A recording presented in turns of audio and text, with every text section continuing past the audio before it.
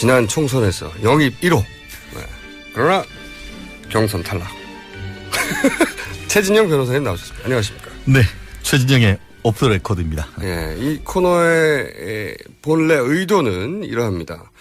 언론에서는 얘기 못하고 기자들이 물어보다 말을 못하는데 속사정이 어떤지 그 영입 1호에 빛나는 최진영 변호사가 그 당사자한테 전화를 하거나 주변에 물어봐가지고 사정이 그렇게 됐어? 한 내용을 파악해서 저희한테 일로 바치는 밀정 역할을 하시는. 제가 어제 그러나 지난 2주간은 제대로 못해서 곧 자를지도 모르는.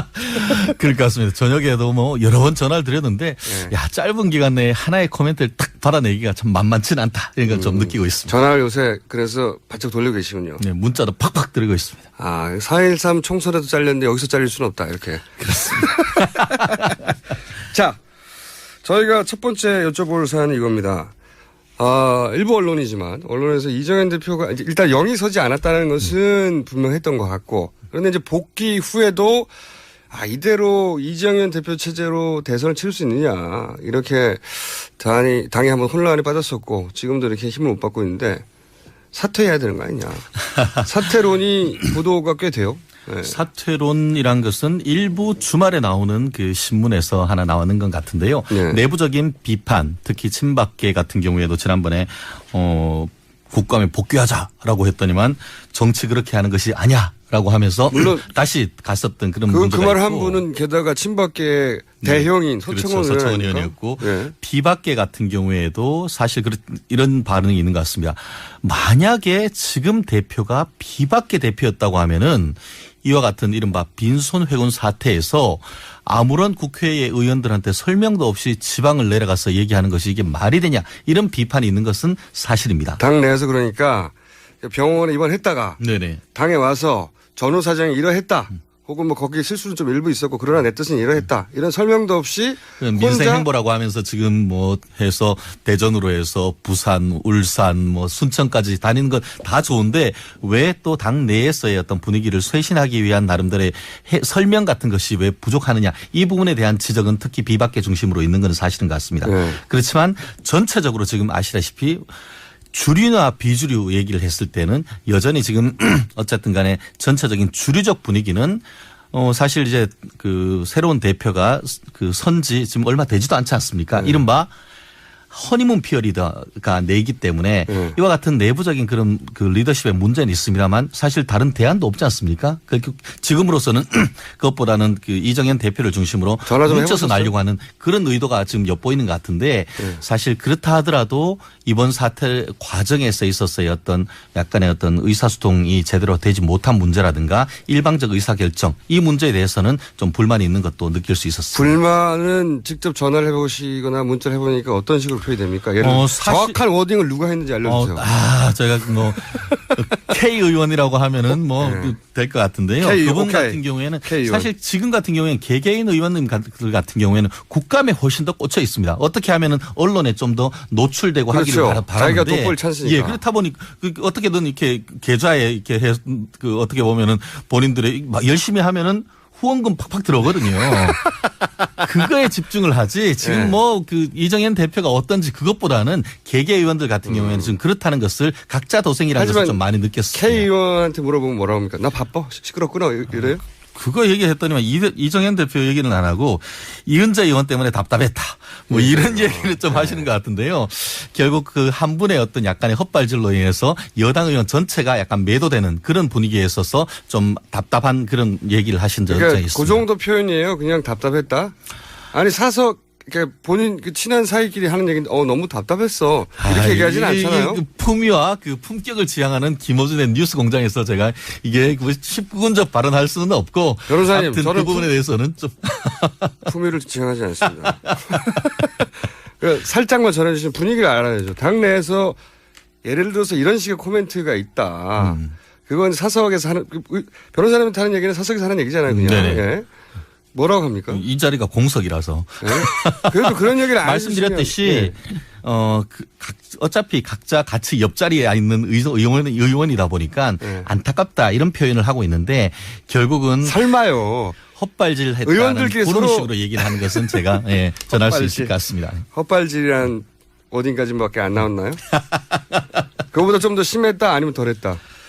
그거보다 조금 더 나간 건 있습니다. 그렇지만 그렇다 하더라도 어쨌든 여당 같은 경우에는 야당 분들하고 달리 조금 더 점잖지 않습니까? 특히 연세 드신 분들 같은 경우에는 파이팅을 저도 요청을 하는데 그 한마디가 하기가 참 만만치 않으신 것 같습니다. 아니 뭐 보수 진보 입이 건대는 그게 무슨 상관이 있습니까? 그 개인 캐릭터인데 여하간 하여튼 그런 얘기가 있었고 그런데 이 사퇴설에 대해서는 큰 얘기가 없다 실제로. 네, 지금 같은 경우에는 아시다시피 대선을 앞두고 있고 특히 앞으로는 지금 대선 내에서의 당내 경선 문제가 있기 때문에 그 방식에 관한 것을 지금 열심히 내부적으로도 어떻게 할지 강론을 만들고 있는 그런 내용인 것 같습니다. 이정현 대표의 단식건을 이제 전체적으로 보다가 제 나름대로의 시나리오 중에 하나는 왜 그랬을까? 그러니까 왜 이렇게 급작스럽게 시작했을까? 왜 이렇게 또 뜬금없이 그만뒀을까? 이건 이제 당내에서 비판이 있지 않습니까? 그 이유가 혹시 이것이 박근혜 대통령을 보호하려고 한 게 아닌가? 무슨 의미냐면 제 시나리오 중에 하나입니다요. 왜 그랬을까? 너무 뜬금없었기 때문에 김재수 장관 해임 건의안 때문에 이렇게 된 거잖아요. 그런데 이제 헌정사상 최초로 의회에서 통과된 해임함을 대통령이 거부한단 말이죠. 그러면 결국은 야당과 대통령의 대결 구도가 됩니다. 받아들여라 안 된다. 받아들여라 안 된다. 왜냐하면 거부를 할 수 있는 사람은 대통령 본인 한 사람밖에 없으니까. 그런데 이 국면이 갑자기 이정현 대표와 정세균 의장의 대결 구도로 바뀌어버렸어요. 그렇죠. 그래서 해임함을 안 받아들여서 헌정사상 최초라고 공방에 오갔어야 하는 건데 대통령은 쏙 빠지고 이정현 대표가 온몸으로 화살을 받고 장렬히 전사했다. 이거 혹시 이정현 대표가 대통령을 보호하고 모든 화살이 자기한테 날라오라고 그런 거 아닌가요 혹시? 한마디로 이정현의 대통령 보디가드설 이렇게 얘기를 할 수 있을 것 같은데 그런 이야기는 없어요? 내부적으로 특히 비박계 같은 경우에는 그런 얘기가 있죠. 이게 있군요. 예, 실질적으로 지금 김문수 잠깐만요. 네네. 변호사님 누가 그럽니까? 지금 김문수 전 경기지사 같은 경우에도 이 미르 대응에 대해서 상당히 비판적으로 얘기를 하고 있지 않습니까? 이 본인이 얘기하는 워딩을 얘기를 하면은 문제 소지가 많다. 이게 언론 기사만 봐도 도저히 납득이 가지 않는다. 그렇다고 하면은 빨리 털고 가는 것이 오히려 나은 것이지 계속 엄호만 하고 이런 식으로 하는 것이 과연 박근혜 정부에 도움이 되겠느냐 이런 것으로 해서 나를 세우는 부분도 있는데요. 특히 김문수 지사뿐만 아니고 비박계 같은 경우에는 이런 부분은 얘기가 많이 나오고 특히 야권 같은 경우에는 지금 말씀하신 그런 어떤 이 사건을 보는 프레임을 이정현 대표가 박근혜 대통령을 막기 위해서 보호하기 위해서 이와 같은 쉴드를 쳤다라는 얘기가 나오는데 근데 저는 이렇게 생각합니다. 쉴드 친다고 막아집니까? 막아줬잖아요. 일주일 막아준다고 해서 지금 결국은 지금 여당에서는 지금 볼멘 소리가 나오는 게 야당이 하고 있는 국감의 90%가 이게 우병우, 미르, K재단 아니냐. 네. 결국 한 주 정도 미뤘을 뿐이지 연기됐을 뿐이지 결국 그것이 본물 터지듯 나올 수밖에 없는 상태에서 그와 같은 이정현 대표의 그런 시도를 그런 식으로 의도했다고 볼 여지는 없지 않습니다만 그런 시도가 성공하기는 어려웠다라는 점에서 그와 같은 시각은 있을 수 있지만 그것이 진실이라고 보기에는 좀 제한적이 아닌가 생각합니다. 실패했다고 의도가 없었다고 할 수는 없지 않습니까? 근데 어쨌든 그런 이야기가 여권 내부도 있긴 있었군요. 그럼요. 야권 내에서도 그 문재인 대표에 대해서 계속 비판하듯이 여권 내에서 당연히 그런 것이 있고 그렇기 때문에 지금 제3지대 얘기로 나오는 거 아니겠습니까? 그런 게 왜 잘 보도가 안 되죠, 근데? 그러니까 한마디로 말하면 이정현 대표가 일본의 예전에 쇼군이 혹시 자기가 죽을까봐 가짜 장군 가케무샤를 내세웠잖아요. 네. 가케무샤설을. 마찬가지인데 하여튼 내부에서도 그런 얘기가 있다. 그러고 아시다시피 지금 4월 13일 이후에 6개월이 지금 이제 4일 남았습니다. 아시다시피 공소시효가 6개월 아닙니까? 선거법. 네. 그래서 10월 13일이 지나면 비박계에서 본물 터지듯 입이 터지면서 이제는 말할 수 있다는 그런 견해가 지금 대두되고 있는 그런 상황입니다. 이제는 말할 수 있다 중에 가장 앞으로 나올지 모르는데 핫한 아이템을 미리 공개해 주시면 어떤 게 있습니까?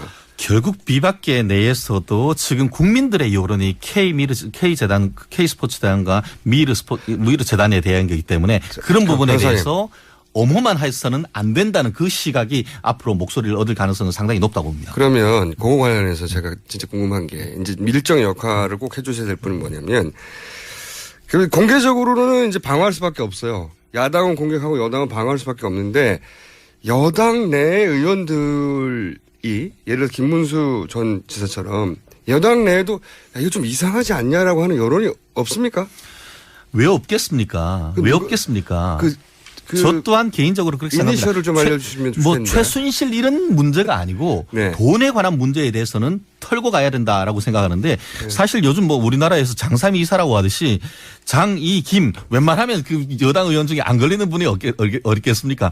J 의원, K 의원, L 의원 이분들한테 제가 그 전화를 한번 해보고 뭐 문자를 해봐도 특히 비박계 분들 같은 경우에는 이것 빨리 털고 넘어가야 된다. 안 그러면 변호사님 방금 애들이라고 하시려고 그랬었어요? 아예 아닙니다.